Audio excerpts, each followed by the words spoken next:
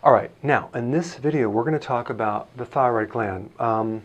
It's very rare to have a primary thyroid problem. Maybe if you live in an area where there's no iodine, you can have a thyroid problem, but it's just really rare. So what you want to do if you have thyroid symptoms, which are hair loss, dry hair, slow metabolism, loss of eyebrows right here, weight gain all over the place, and abnormal thyroid hormones on blood tests, then you're going to look at 3 different areas for the root cause, and you're going to work on whatever shows up on that, and then recheck your thyroid, and you're going to find your thyroid will start to come back. Now, there's a case that you may have had your thyroid removed or partially removed, and then you're going to need to take the medication, but still it's necessary for you to isolate what the trigger was for the original problem in the first place. But let's just talk about the primary causes of thyroid issue. Number 1, the liver and gallbladder. If 80% of the thyroid is converted from T4 to T3 through the liver and the gallbladder. So T4, T3 represents the number of iodine molecules. So T4 is inactive thyroid, so it really doesn't do anything if it's in the blood. That would be something like Synthroid, the medication. But then the liver converts it, takes iodine off, and it becomes a T3, and that's an active form, and that's where it does the work. So if you're taking thyroid hormones but you're still tired, you're still cold feet, cold hands, etc., it just could be that's not converting. So if you have any number of liver symptoms, bloating, burping, belching, right shoulder pain, headaches, any of the fat soluble vitamin deficiencies in the other video that we talked about, it could mean that the gallbladders, you need some gallbladder formula support to be able to give you the bowel support to convert this, and then let's see if your thyroid kind of comes back to normal. All right? So that's number 1. Number 2 would be of the adrenals. Adrenals can cause the thyroid to not work, but the way it does it, it creates an autoimmune disease. Now, what is an autoimmune? It means that your own thyroid is attacking itself. All autoimmune diseases are triggered by some stress. If you ask anyone with an autoimmune, ask them when it occurred and exactly what happened, it was after some stress event. It could be pregnancy, it could be divorce, or whatever. So that stress shocks the different parts of the body and you create an autoimmune. So there's 2 main autoimmune diseases with thyroid. There's one where the thyroid hormones are too high. It's hyperthyroid. That's called Graves'. And then there's a hypo, which is too low, and that's called Hashimoto's. But both of them are triggered by stress.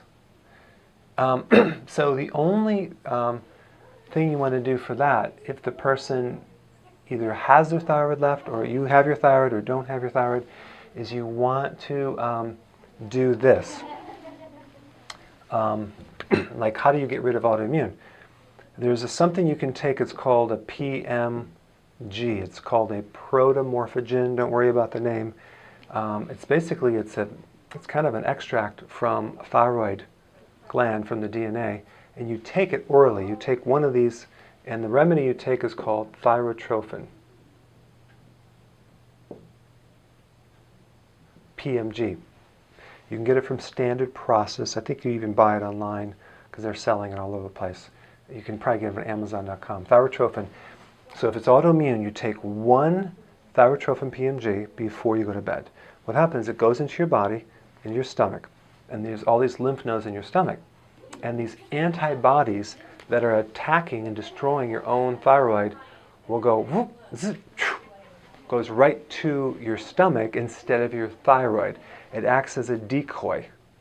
So therefore you can then deplete all the stored antibodies that are attacking your body over to this decoy in your stomach, and eventually have the thyroid actually heal up.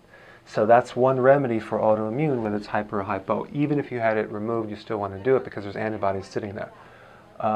That's just one thing. So, and then support the adrenals. Do things for the adrenal support. That's in a different video, but I just want you to think with the information and not be robotic about it. Okay, so that's number 1.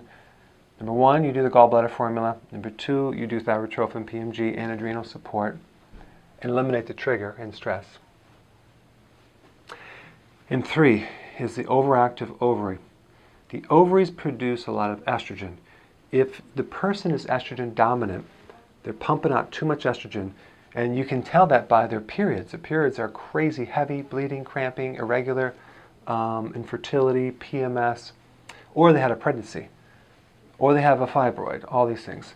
All that extra estrogen can act as a mimicker of the thyroid hormone. So estrogen can block the receptors for the thyroid hormone. So they can fit in there like a lock and a key and lock up the gland so the thyroid can't go in the receptors to do its job. So estrogen inhibits the thyroid function over time. It blocks it, it prevents it from working. So increase estrogen, decrease thyroid function. Okay? So if that's the case, so what you're doing is you're scanning your body and figuring out, do I have more digestive issues? Do I have autoimmune? Do I have a period issue? Okay, let's say it's a period issue. Then we want to support the ovary with something called ovary support formula and cruciferous food, because cruciferous is anti-estrogenic and that will clean all this up. So I know some people say don't take cruciferous with thyroid because it pulls out iodine.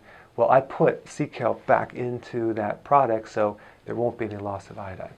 So it's real simple. We find out which it is, and then we work on that primary area so your thyroid can come up. But we're still not done yet.